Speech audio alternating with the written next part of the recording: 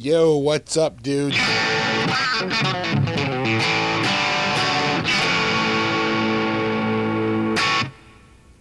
it going?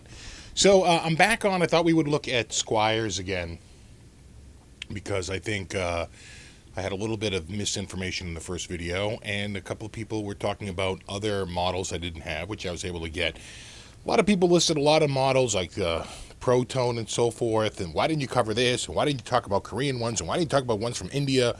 It's pretty simple. I don't have those guitars. I'm looking at guitars I physically have in my possession. And this is a huge factor as well, whether you can buy it brand new in a store. You can't go into a store and buy it brand new. The only one in that last video you couldn't buy in a store brand new was that Japanese one. You would have to find a used one somewhere. But all the other ones are retail ready. So can't get the Protone anymore. It's off the market. You have to get a used one. So, and I really can't comment on it because I don't have one. So I really, don't have much to say about it other than people seem to like it. So this is a Squier SE. I had this in the last video. I was calling it a Squier Bullet. It's not. It's an SE. And it still is a terrible guitar.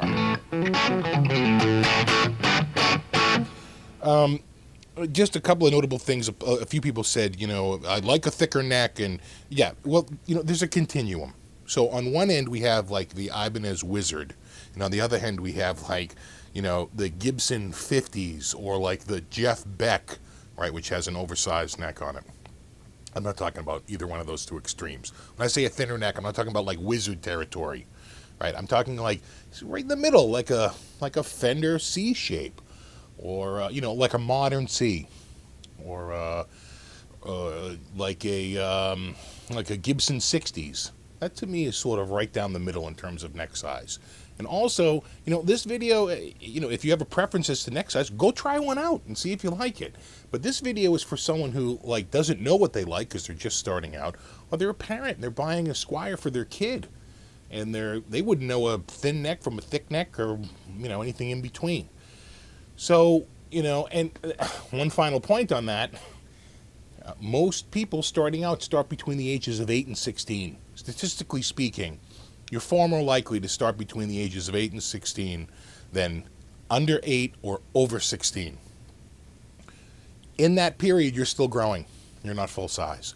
And I think a smaller neck is easier to play, as you're yourself getting larger.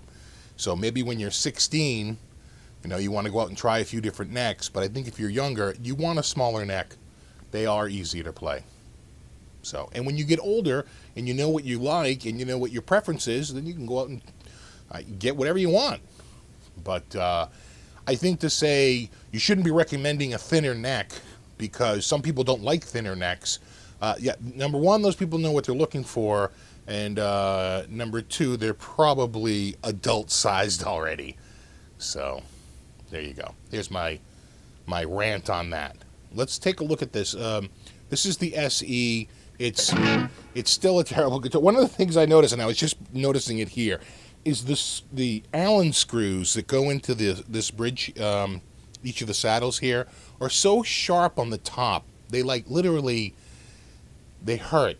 I was like, this saddle is really hurting me, and it hurts. So. This is really not a good guitar. The only thing I can say about this guitar is that the tuners are sealed and the ends of the frets are slightly before the edge of the neck and then filled in with putty, which is the right way to do it, especially if you're like here. Yesterday was 100 degrees, literally 100 degrees Fahrenheit, and this winter I guarantee we're going to have days that are between 0 and 5 degrees Fahrenheit and a lot drier.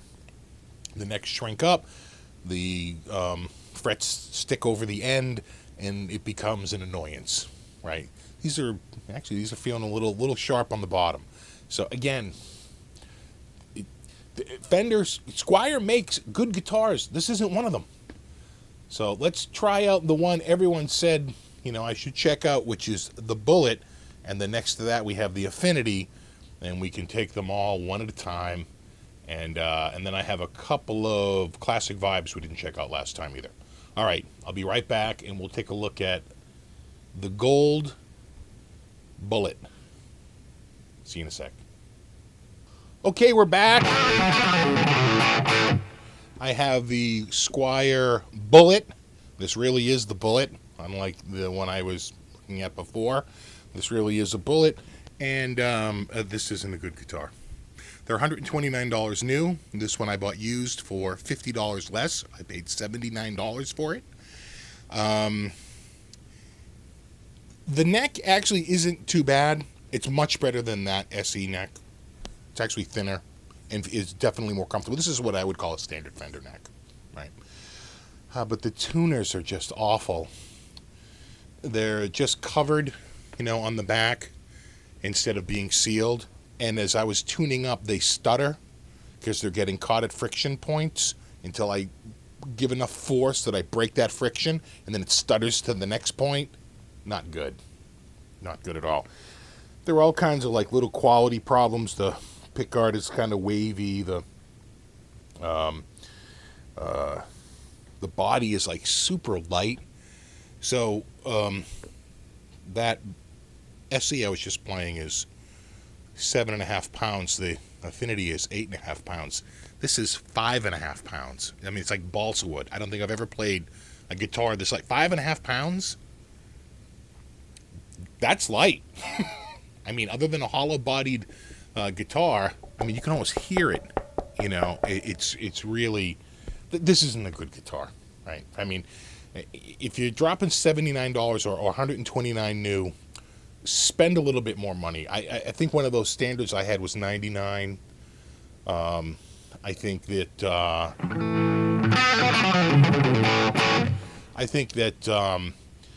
the deluxe is better. The standard is better. I think even that Affinity is better than this. A lot better, actually. So just so muddy.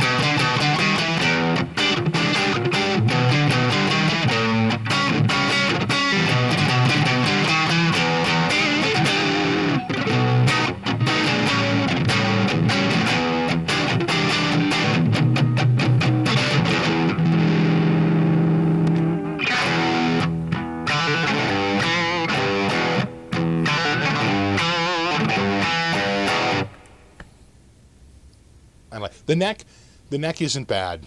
The tuners are awful. The pickups are pretty bad.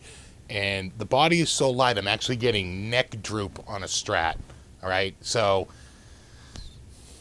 pass on the bullet. I would say don't get this.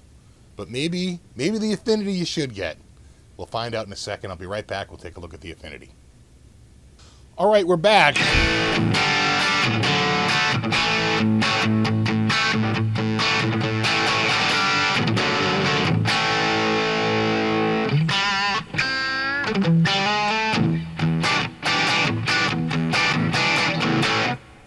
So this is the Fender Squier Affinity series.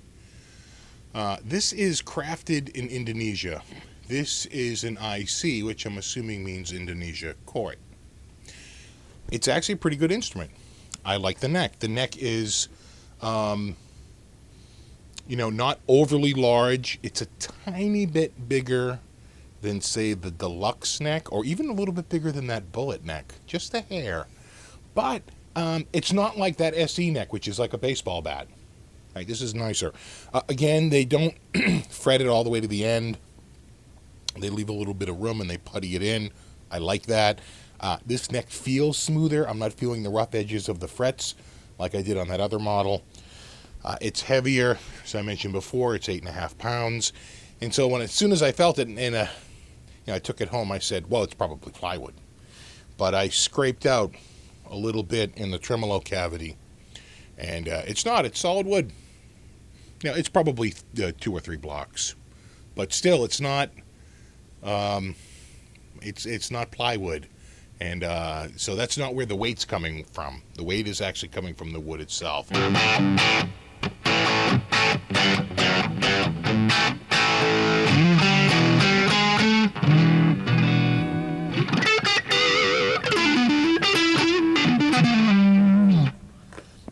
The pick guard is a little nicer.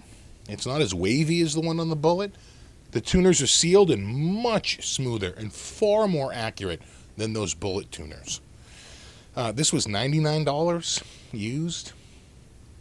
And I would say that the Affinities are worth buying with a giant asterisk next to it. And it's that it's made in Indonesia, because they had a Chinese one there. And it was light like the Bullet. Very, very light. And it had some obvious sun damage to the front of it, which may have been that it was just in a showroom window. I don't really know the history of the guitar. I mean, it's a used guitar sitting on the wall at Guitar Center. But the frets were all the way to the end, and some of them were already coming over the edge a little bit, and that's in August. I can only imagine how bad that would be in January, around here. The tuners looked the same. The hardware looked roughly the same. And they were both $99. I had my choice for $99. This one was, I thought, just felt nicer. It was heavier, and just the neck felt a little nicer. The dimensions were probably very similar, if not identical. But, you know, this one is obviously older, and it didn't have, you know, this massive discoloration. In fact, the knobs on that one, you could see almost like where they were never moved for a long time, and you know, one side was sort of like you know, like a yellow, and the other side was white. So again, a little maybe window, no pun intended, into the longevity of those plastic parts, because you know, the plastic definitely does yellow over time, but that was a brand new Affinity on the used shelf. I mean, it still had the plastic on the pick guard, right? It still had the seal that said this is a Affinity by Squier. So I would say Affinity, yes. If it's Indonesian made, I would be more skeptical, and I would probably pass on the Chinese made one. I would probably get an Indonesian made standard, or an Indonesian made deluxe, before I got a Chinese made Affinity. If you can get the Affinity and it's you know, and it's Indonesian, I think they're a little nicer. And this one, you know, what sort of caught me off there was that, you know, it does have the black logo. Usually when it has some gold in the logo, that's the nicer model. But you know, this isn't bad. This is, you know, I'm going to call this acceptable. How's that for an endorsement? It's acceptable.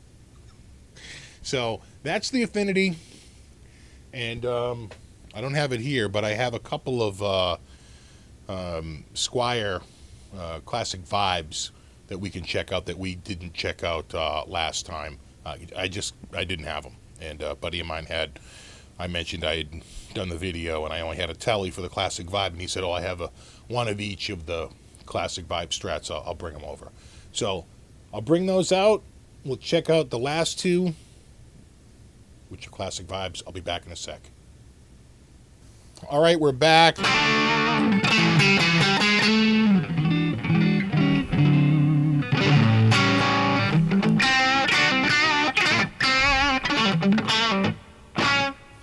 All right. So this is a Classic Vibe Squier. This is pretty much the peak of the Squier line as it sits right now. I don't know if they're making a model nicer than the Classic Vibe series, but this is one of their best. So this is a 60s. They make really two, a 50s and a 60s. The you know, the 60s is going to have the rosewood fingerboard, the mint green pick guard, you know. A metallic paint job.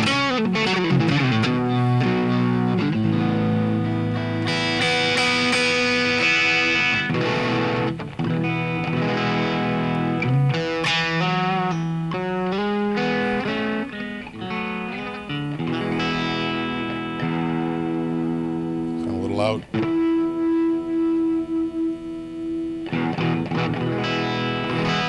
little better.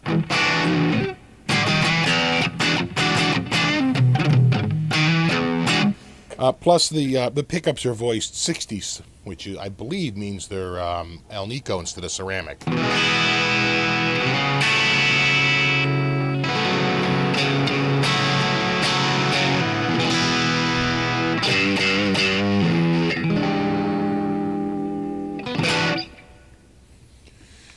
And it just has a great feeling neck.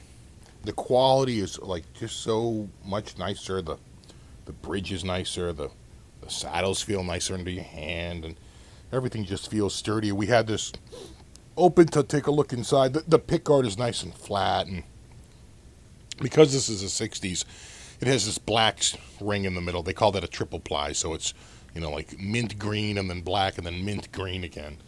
So that's classic for the look. I think the SE had SE has a triple ply and the other two are both single ply.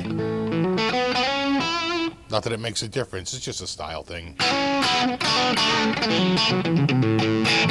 And then the other thing, when we're talking about style, was I mentioned that there is no difference between the large headstock and the small headstock in terms of like a line designation or anything like that. And someone was like, no, what happened is they went to CBS and they made a large head. And I'm like, really? Go on. It's like, that's like Fender 101. Everyone knows that.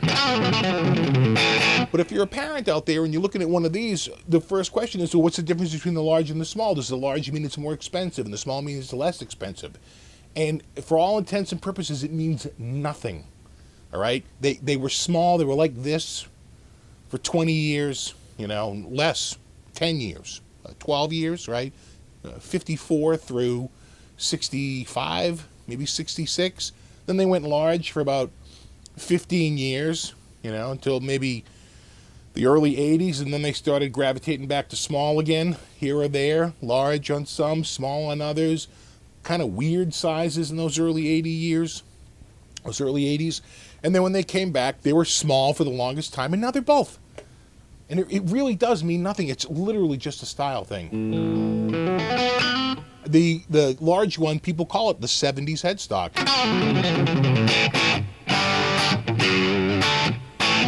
And this used to be called the pre-CBS headstock, which, no one calls it that anymore.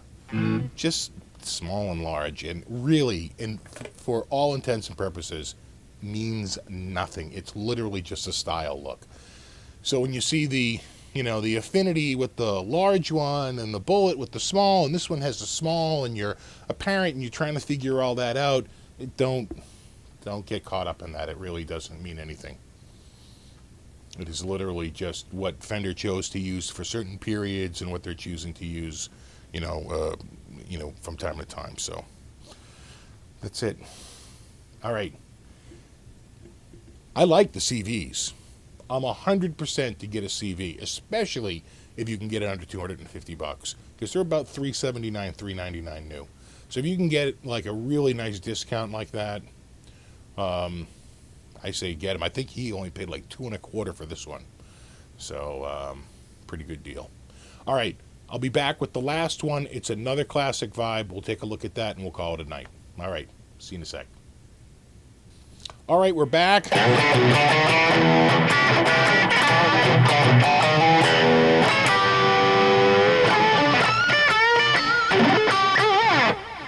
I actually changed the patch on you. Let me go back to that other one. And I think I had it on the... Where did I think I had it there. Kind of semi-clean.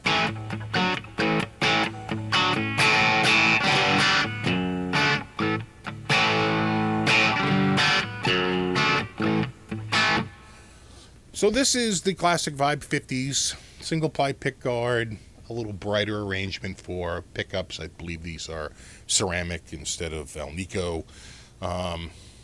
Maple fingerboard. That's about it.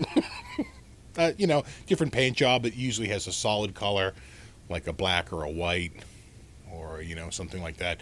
Or the two-tone sunburst. If it was a 60s, it would be a three-tone. It'd be a swath of red in here, along with the brown and the black. And what else? That's about it.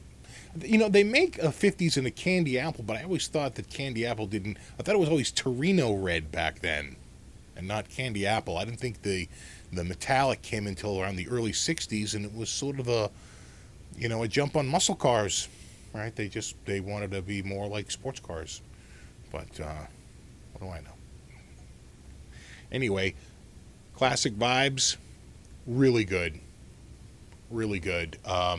Just the hardware is so much nicer, and the feel on this is amazing, and all the little attention to detail and the beautiful, finish on the neck, and just all around. These Classic Vibes are, they're one decal away from being a Fender. They really are. So I give these, my highest marks for a Squier guitar. And I really do think that these are well-made instruments and worthy of your time and money. The SE isn't, and neither is that Bullet. I still don't like those, and I'm sorry if you have one, but I think you should dump it and try it. An Indonesian Affinity is much better than those two, all day long, and especially the tuning gears on that Bullet. I mean, really, it's awful. And these are excellent, just like the Classic Vibe before this. The 60s, the 50s is just as good in quality, and I can't recommend them enough. Especially, if you're looking at a brand new Chinese Affinity for $179, and for $50 more, for maybe $229, you can get a used Classic Vibe, which are usually in pretty good shape. They're usually not beat up because they haven't been on the market that long, right? You're talking a guitar that was made within like the last 3 or 4 years. So I think if you can get a used Classic Vibe, I would do that, or I would get a used deluxe or standard like I had. I think both of those guitars are nicer than the Bullet or the SE. The Affinity depends. I think the standard and the deluxe are better than the Bullet. I mean the Affinity Chinese made, but maybe not so much. They're roughly around the same quality as the Affinity Indonesian made, because they are also made in Indonesia, right? So that makes sense. So that's it. That's my Squier. I guess we'll call this follow-up. Follow-up to the last one. A lot of people were pointing out that the what I was calling a Bullet was actually an SE. And in the end of it all, it didn't matter, because the Bullet, I still stand by Bullets are junk because I got that Bullet and it's junk. And so is the SE. Affinity, hit or miss. CVs all day long. Deluxes, awesome. Even the standard, pretty good as long as it's made in Indonesia. All right, that's it, guys. Once again, thanks for stopping by. And rock on.